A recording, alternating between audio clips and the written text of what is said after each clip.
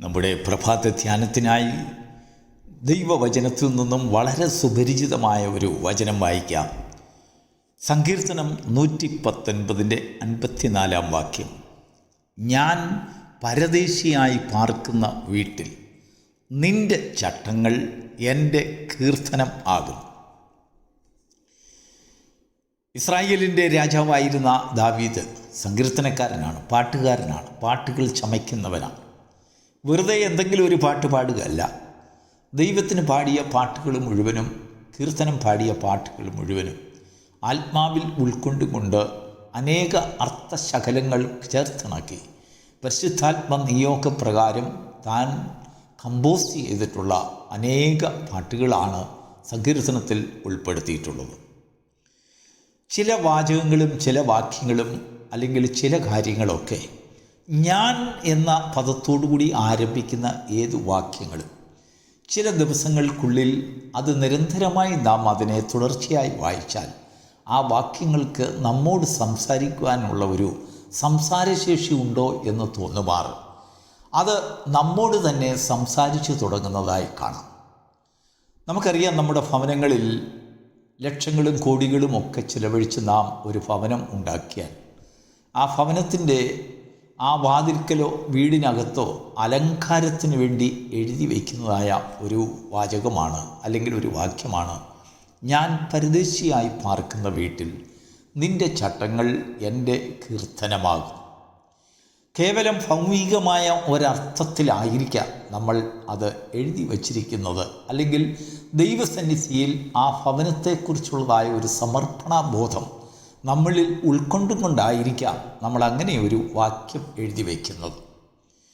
എന്നാൽ നോക്കൂ, രാജാക്കന്മാർ സാധാരണയായി അവർ ഭരിക്കുന്ന ആ നാട്ടിലെ ഭൂമിയുടെ മുഴുവനും അധികാരികളാണ്.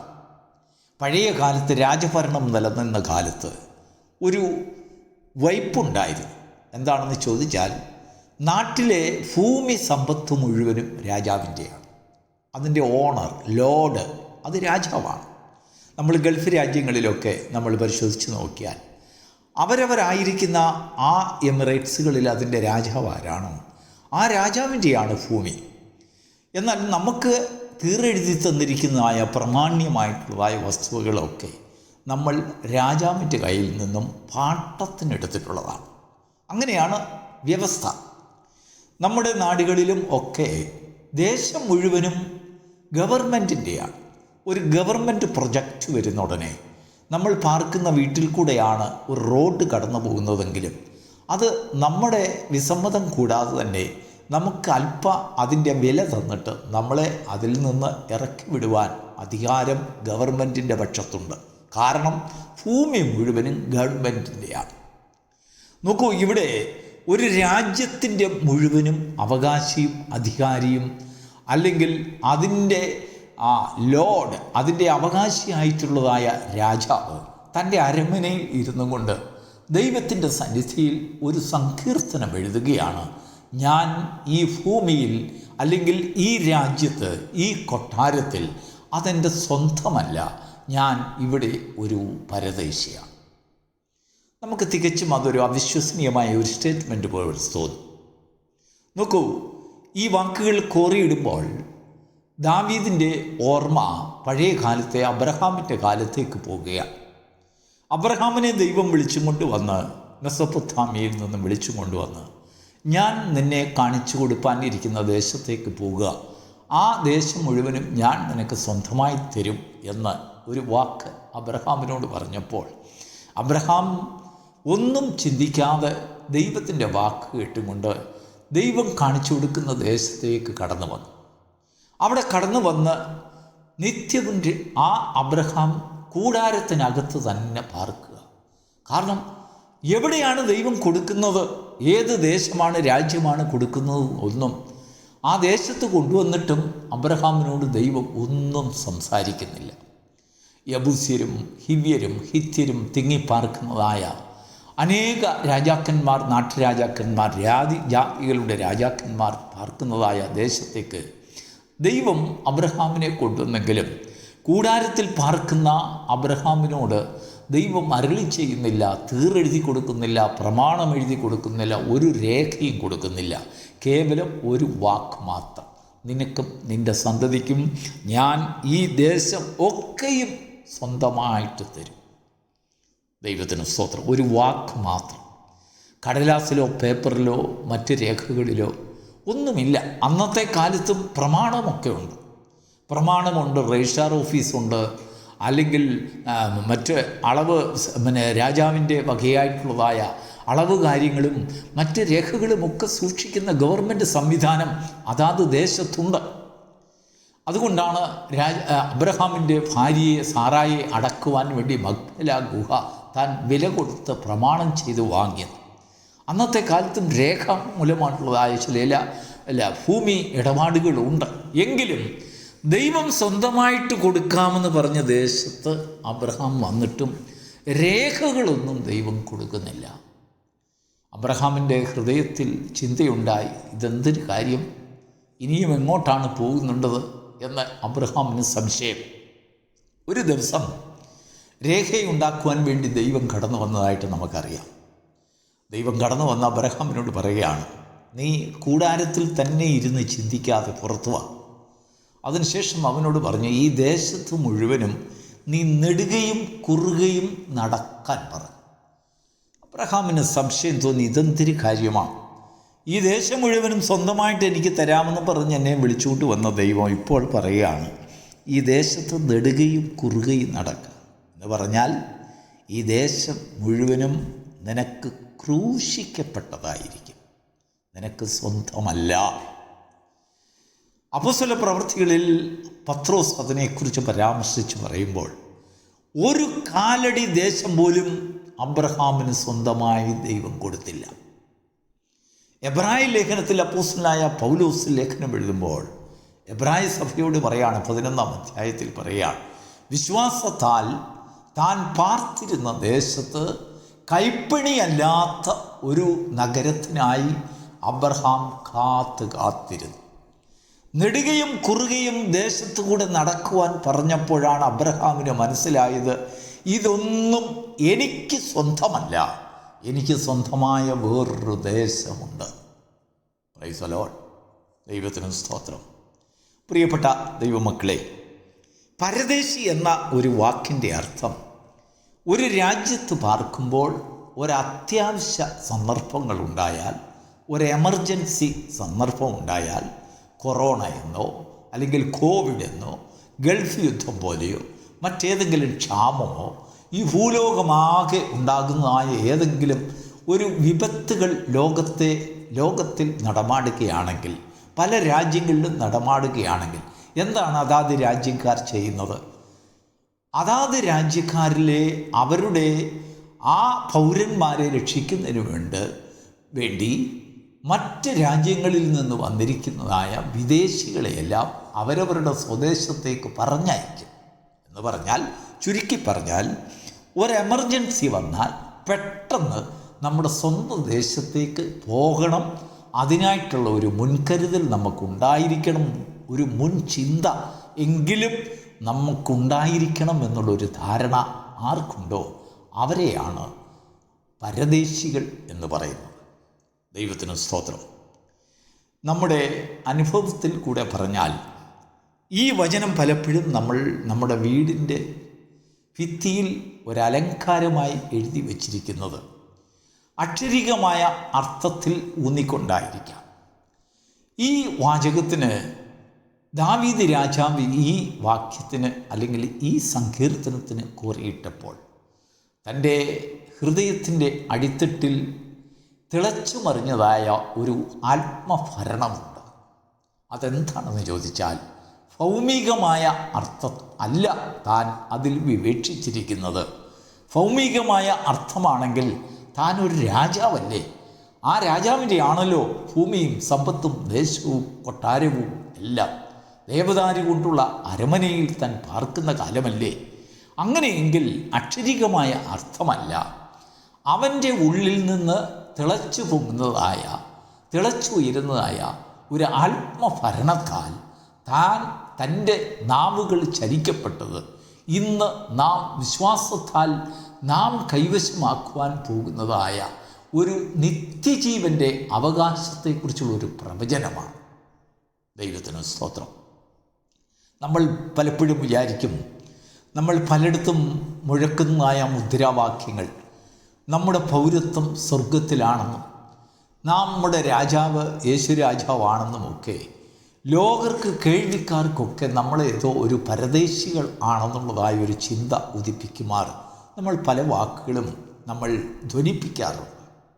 എന്നാൽ ഇവിടെ ദാവീദ് പറഞ്ഞതായ ഒരു കാര്യം ലോകത്തോട് പറയുകയോ മറ്റുള്ളവരെ കേൾപ്പിക്കുകയോ ഭവനത്തോട് പറയുകയോ അല്ലെങ്കിൽ ഏതെങ്കിലും ഒരു അധികാരികളോട് പറയുകയോ പൊതുജനങ്ങളോട് പറയുന്നതുമായ ഒരു വാക്കല്ല.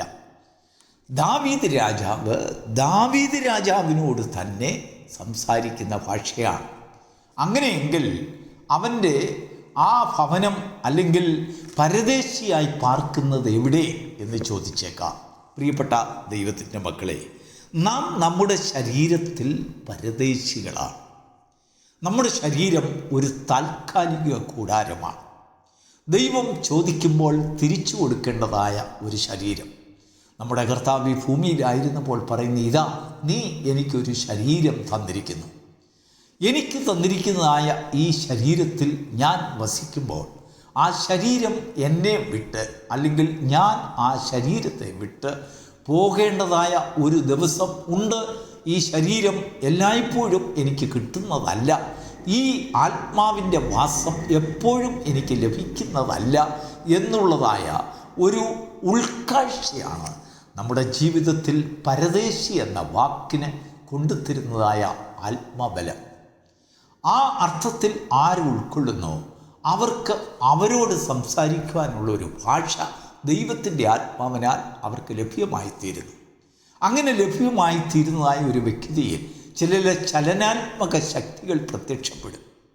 അങ്ങനെ ഒരു ബോധ്യം നമ്മളിൽ ഉണ്ടാകുമ്പോൾ നമ്മുടെ ഭവനത്തിൽ നാം തൂക്കിയിട്ടിരിക്കുന്നതായ ഒരു വാക്യത്തിൽ അല്ലെങ്കിൽ ഒരു ബാനർ അല്ലെങ്കിൽ ഏതെങ്കിലും ഒരു ഫോട്ടോയുടെ കീഴിൽ ഈ വാക്യം ആലപിച്ചിട്ടുള്ളതായ ആ ബാനറിൻ്റെ കീഴിൽ നിങ്ങൾ ചെന്ന് ദിവസവും നിങ്ങളൊന്ന് 2-3 ദിവസം ഉൾക്കണ്ണുകളിലൂടെ കാഴ്ചകളെ പ്രകാശിപ്പിച്ചുകൊണ്ടൊന്ന് പറഞ്ഞു നോക്കൂ, ഞാൻ പരദേശിയായി പാർക്കുന്ന ഭവനത്തിൽ നിൻ്റെ ചട്ടങ്ങൾ, ദൈവമേ നിൻ്റെ ചട്ടങ്ങൾ എൻ്റെ കീർത്തനമാകുന്നു എന്ന് നിങ്ങളൊന്ന് പറഞ്ഞു നോക്കൂ.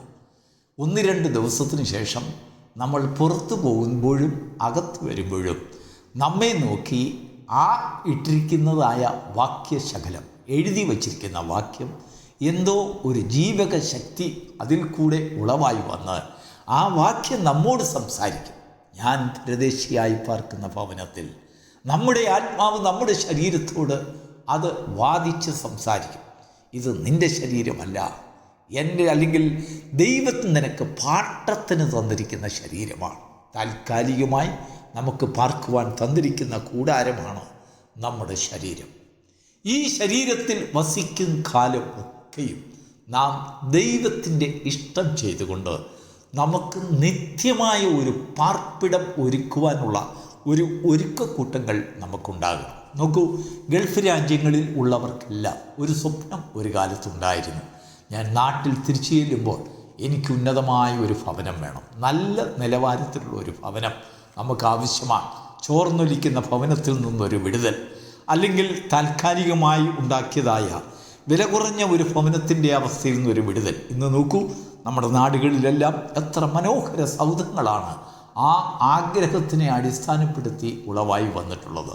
ദിവസവും പുതിയ കണ്ടുപിടുത്തങ്ങൾ ഭവനത്തിൻ്റെ ആശയങ്ങളിൽ നിന്ന് ഉരുത്തിരിയുന്നുണ്ട്.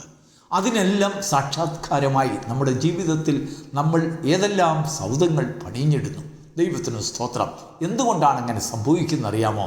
നമുക്കൊരു ഭവനം വേണം എന്നുള്ളതായ ഒരാഗ്രഹം. എന്ന് പറഞ്ഞതുപോലെ ക്രിസ്തീയ ജീവിതത്തിൽ ദൈവത്തിൻ്റെ ആത്മാവ് നമ്മുടെ ഉള്ളിൽ കടന്നു വരുമ്പോൾ നമുക്കൊരു ബോധ്യം തരും, നമ്മുടെ ശരീരം, ഈ ലോകത്തിലെ ജീവിതം വെറും താൽക്കാലികമാണ്. നമ്മൾ ഇതിൽ നിന്ന് യാത്ര പറഞ്ഞു പോയെങ്കിലേ പറ്റുകയുള്ളൂ. നമുക്കെല്ലാ കാലവും ഇതിൽ വസിക്കുവാൻ കഴിയുകയില്ല. വെറും ചെറിയ ചുരുക്കം ചില നാളുകൾ മാത്രം ഈ ഭവനത്തിൽ വസിക്കുവാൻ ദൈവം നമുക്ക് അധികാരം തരുന്നു. ഈ ഭവനത്തിൽ വസിക്കുമ്പോൾ നമ്മുടെ ഹൃദയത്തിൽ ഒരു ചിന്തയുണ്ടാകണം. എന്താണെന്നറിയാമോ? ഒരിക്കലും നശിച്ചു പോകാത്ത ഒരു പാർപ്പിടം നമുക്കുണ്ടാകണം. നമ്മുടെ കർത്താവ് അതാണ് നമ്മോട് വാഗ്ദത്തം ചെയ്തത്. നിങ്ങളുടെ ഹൃദയം കലങ്ങിപ്പോകരുത്. ദൈവത്തിൽ വിശ്വസിപ്പീൻ, എന്നിലും വിശ്വസിപ്പീൻ. എൻ്റെ പിതാവിൻ്റെ ഭവനത്തിൽ അനേകം വാസസ്ഥലങ്ങളുണ്ടെങ്കിലും ഞാൻ നിങ്ങൾക്കൊരു സ്ഥലം ഒരുക്കുവാൻ പോകുന്നു. എന്നാൽ കർത്താവ് നമുക്ക് ഒരു സ്ഥലമാണ് ഒരുക്കി തരുന്നത്. അതായത് ഒരു പ്ലോട്ട്. ആ പ്ലോട്ട് നമുക്ക് തന്നാൽ ആ പ്ലോട്ടിൽ കർത്താവ് ഒരുക്കി തരുന്നതായ സ്ഥലത്ത് നാം ഭവനം പണിയണം. ആ ഭവനം പണിയേണ്ട ഉത്തരവാദിത്വം നമുക്കാണ്. നിങ്ങൾ എന്തുകൊണ്ട് പണിയും? പൊന്നുകൊണ്ടോ, വെള്ളി കൊണ്ടോ, കല്ലുകൊണ്ടോ, മരം കൊണ്ടോ, വൈക്കോല് കൊണ്ടോ എന്തുകൊണ്ടാണ് പണിയുന്നത്? അതിൻ്റെ ഉടയവൻ ആ സ്ഥലത്തിൻ്റെ അല്ലെങ്കിൽ ആ വാസസ്ഥലങ്ങളുടെയൊക്കെയും അധികാരികൾ കടന്നു വരുമ്പോൾ, ഒരു യൂറോപ്യൻ രാജ്യങ്ങളിലൊക്കെ നമ്മളൊരു ഭവനം വെച്ചാൽ അതിൻ്റെ അധികാരികൾ വന്ന് നോക്കും, നമ്മൾ വെച്ചതായ ഭവനം ആ ദേശത്തിനൊരു ശല്യമാണോ, ഉപദ്രവമാണോ, ആ ദേശത്തിൻ്റെ സ്റ്റാൻഡേർഡിന് ചേർന്നതാണോ എന്നൊക്കെ അവർ പരിശോധിച്ചതിന് ശേഷം മാത്രമേ വാസയോഗ്യമായിട്ടുള്ള ലൈസൻസ് തരത്തുള്ളൂ. എന്ന് പറഞ്ഞതുപോലെ നാം സ്വർഗരാജ്യത്തിൽ കർത്താവ് നമുക്കൊരുക്കുന്നതായ ആ വാസസ്ഥലത്ത് നാം പണിയുന്നതായ ഭവനം എങ്ങനെ പണിയുന്നു എന്ന് തീ കൊണ്ട് കർത്താവ് പരിശോധിച്ച് നോക്കും. ആ തീയുടെ പരിശോധന ഉണ്ടാകുമ്പോൾ വൈക്കോലും അല്ലെങ്കിൽ മരം കൊണ്ടും കത്തിയെരിയുന്നതായ പല വസ്തുക്കൾ, പാഴ്വസ്തുക്കൾ കൊണ്ടും നമ്മൾ സൃഷ്ടിച്ചിട്ടുള്ള ഭവനങ്ങളാണതെങ്കിൽ ആ തീയുടെ മുൻപിൽ അതിനൊന്നും നിലനിൽക്കുവാൻ കഴിയുകയില്ല.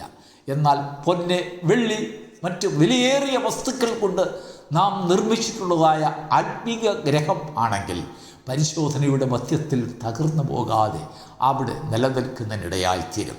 അപ്പോൾ ഭക്തന്മാർ അതിൻ്റെ പൂർണ്ണത നേടുമ്പോൾ ഭക്തന്മാർ അവർ ചേർന്നും കൊണ്ട് പാടും, ഞാൻ എനിക്കായി ഒരുക്കിയിരിക്കുന്ന ഭവനത്തിലേക്ക് ഇതാ കടന്നു പോകുന്നു. അതത്ര മാധുര്യമാണ്. ആ മാധുര്യമേറിയ ഒരു ലക്ഷ്യത്തിലേക്ക്, ആ മാധുര്യമേറിയ അനുഭവത്തിലേക്ക് നമ്മുടെ ജീവിതത്തിലുള്ള കടന്നുവരവ് ഈ വചനത്തിൽ കൂടെ നമുക്കുണ്ടാകട്ടെ. ഇന്ന് വായിച്ചതായ കുറിവാക്യം നമുക്ക് വീണ്ടും ഒരു പ്രാവശ്യം കൂടെ ദാവീദിനോട് ചേർന്ന് നമുക്കൊന്ന് വായിക്കാം. ഞാൻ പരദേശിയായി പാർക്കുന്ന ഭവനത്തിൽ നിൻ്റെ ചട്ടങ്ങൾ എൻ്റെ കീർത്തനമാകുന്നു. നമ്മുടെ ശരീരത്തോട് നാം പറയേണ്ടതായ സംഗീതം, അത് നമ്മുടെ സംഗീതമാകട്ടെ. ആ ഓരോ ദിവസവും ആ സംഗീതത്തിൻ്റെ അർത്ഥ ആഴത്തിലേക്ക് നമുക്ക് കടന്നു വരാം.